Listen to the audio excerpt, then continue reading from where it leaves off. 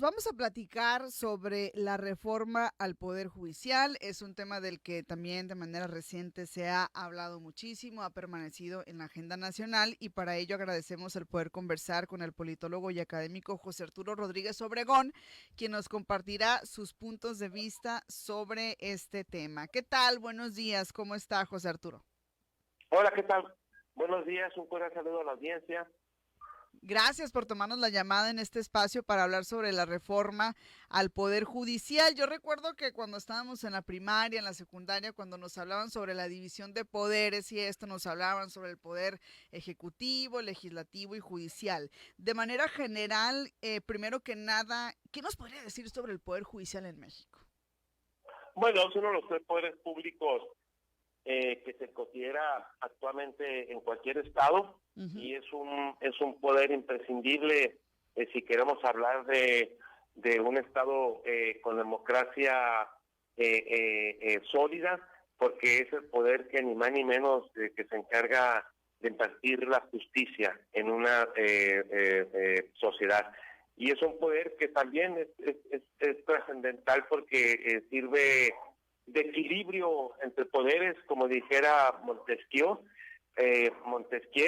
cuando lanza su teoría de la separación de poderes, un poder que logra también equilibrar y logra establecer pues un sistema de frenos con los otros poderes, así como los otros poderes hacia el poder judicial. Entonces es un poder muy importante para que se mantenga el Estado democrático y el Estado de Derecho en cualquier país democrático.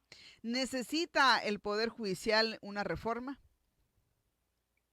Sí, definitivamente me parece que el Poder Judicial en el país ha quedado muy rezagado de las reformas que se han impulsado desde hace 5 años con este gobierno. Es un poder que me parece que está funcionando como un enclave del viejo sistema político autoritario y corrupto que no se ha modernizado, y es un poder en el cual pues la sociedad no confía porque no ha visto los resultados que se esperaban. Y nada más para que nos demos una idea, de acuerdo a la encuesta nacional de calidad e impacto gubernamental que lleva a cabo el INEGI, la última de ella, la 2023, solamente el 39% de los encuestados en todo el país opinaron que confían en los jueces y magistrados del Poder Judicial. Entonces, si lo vemos, es un poder que incluso ha obstaculizado los procesos que se tratan de impulsar para democratizar todo el sistema político mexicano. Es un poder que se quedó anclado en esos privilegios y en esos intereses para una minoría, tanto dentro del Poder Judicial como de los poderes fácticos en cuanto a funcionar para beneficio de estos poderes. Entonces, indiscutiblemente hace falta que el Poder Judicial también entre en ese proceso de democratización que se está impulsando en el país por parte del gobierno de Andrés Manuel López Obrador.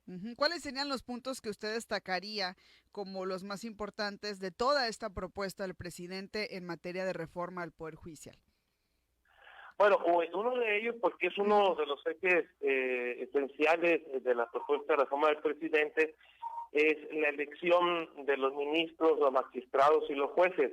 Si uno revisa todo el paquete de reformas que ya envió el presidente y las reformas que ha llevado a cabo el presidente en estos 5 años, uno ve que un eje fundamental es precisamente la democratización, generarle más facultades de intervención al pueblo, a la ciudadanía, en cuanto a las decisiones trascendentales en este país. Y en este caso, el Poder Judicial, lo que se propone para él es que precisamente los magistrados, los ministros y los jueces, pues también sean sometidos a consulta y a una elección popular para generarles independencia de esos poderes fácticos a los cuales el Poder Judicial pues ha estado subordinado, para generarle una mayor legitimidad democrática, así como se tiene ya nosotros los poderes. Es cierto que en muchos países el Poder Judicial, en la mayor parte de los países, no tiene esa legitimidad democrática porque sus miembros son designados por casi siempre por el poder legislativo y el poder ejecutivo, que sí tienen legitimidad democrática.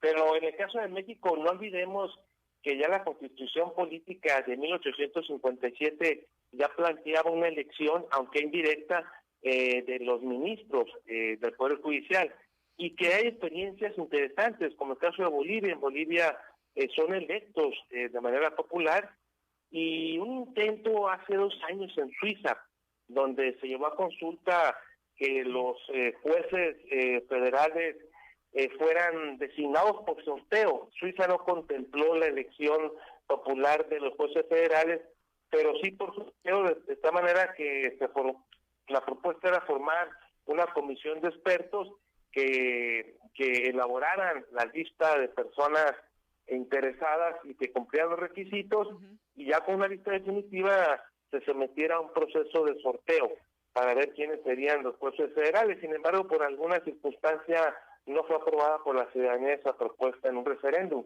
Pero en el caso de Bolivia, es el Poder Legislativo quien elabora la lista a través de una convocatoria, cumpliendo ciertos requisitos, y esa lista es la que vota la ciudadanía.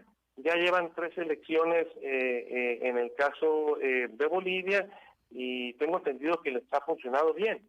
Y aquí la intención me parece que es fortalecer también uno de esos poderes públicos desde el punto de vista democrático, y sobre todo considerando pues la historia que ha tenido el Poder Judicial, que no ha funcionado a favor de los intereses populares, e incluso a veces en contra, frenando decisiones de los otros poderes que estaban orientadas precisamente a mejorar nuestra democracia en términos de resultados, ¿no? Okay. Y eso hace importante esta propuesta, ¿no? Acá en México, por ejemplo, se plantea el hecho de realizar una consulta, preguntarle cómo debería o cuál sería la recomendación para la realización de una consulta por una parte, y por otro lado también preguntarle si tendría que tener un filtro también esta elección de magistrados, jueces y demás, en el entendido de que pues se requiere cierta preparación, ¿no? Para también ocupar esos cargos de tanta responsabilidad. Sí, en cuanto a la encuesta, pues me parece que el resultado prácticamente ya lo conocemos antes de que se aplique. La presidenta electa virtual, Claudia Sheinbaum, comentaba ayer que el resultado de la encuesta se va a conocer el lunes. Porque si yo tomo los datos del INEGI, de esta encuesta que lleva a cabo el INEGI sobre confianza en instituciones o actores de la sociedad, pues ya veo que la gran mayoría de los mexicanos pues no confían en los jueces y magistrados, y por consiguiente me parece que esto indica que la respuesta en esta encuesta va a ser sí a la reforma del Poder Judicial. En cuanto a lo otro, a los requisitos, fíjense que es un tema que también se discutió en el Constituyente de 1857, ¿sí?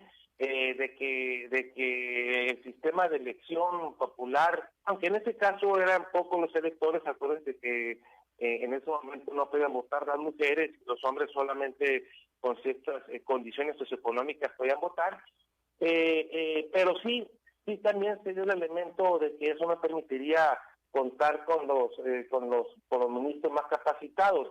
Y me parece que esta discusión, después de tantos años, sigue. Por ejemplo, uno de esos constituyentes de 1857, Francisco Zarco, decía: no hay que temer que, aprobado el artículo que autoriza pues la elección de los ministros, la Corte sea invadida por leguleyos y charlatanes y queden excluidos los jurisconsultos. No, decía él, el pueblo elegirá entre los abogados más dignos y más honrados, entre los hombres más íntegros, que son la gloria de nuestro foro para su rectitud.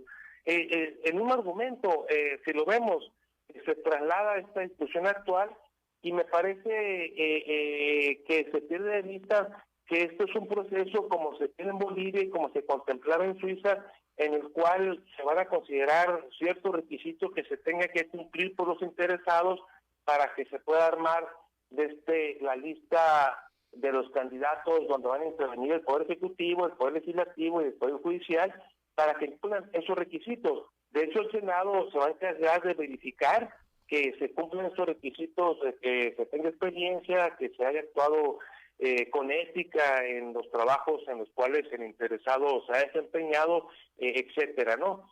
La propuesta es que el Poder Ejecutivo proponga hasta 10 candidatos, el Poder Legislativo otros 10, 5 la Cámara de Diputados, 5 la Cámara de Senadores, y el Poder Judicial proponga también hasta 10 candidatos. Se consideran 30 candidaturas para ocupar los cargos, que en este caso serían 9.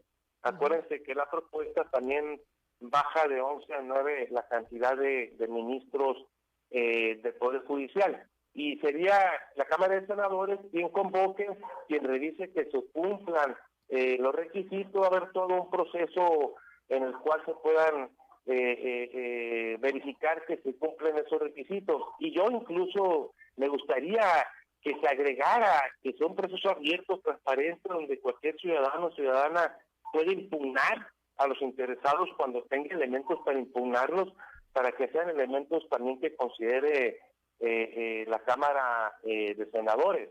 Pero no, es todo un proceso, igual como se hace en Bolivia, donde se garantiza que al final en la lista queden personas que tienen y que cumplen los requisitos para hacer y tener un buen desempeño. Muy bien. Al final pues ya se manda la lista al órgano electoral y este es quien lleva a cabo la elección. Muy bien, pues bastante interesante esto que nos comparte. Le agradecemos muchísimo al politólogo y académico José Arturo Rodríguez Obregón por ampliar el panorama y por compartirnos sus principales impresiones sobre la reforma al Poder Judicial.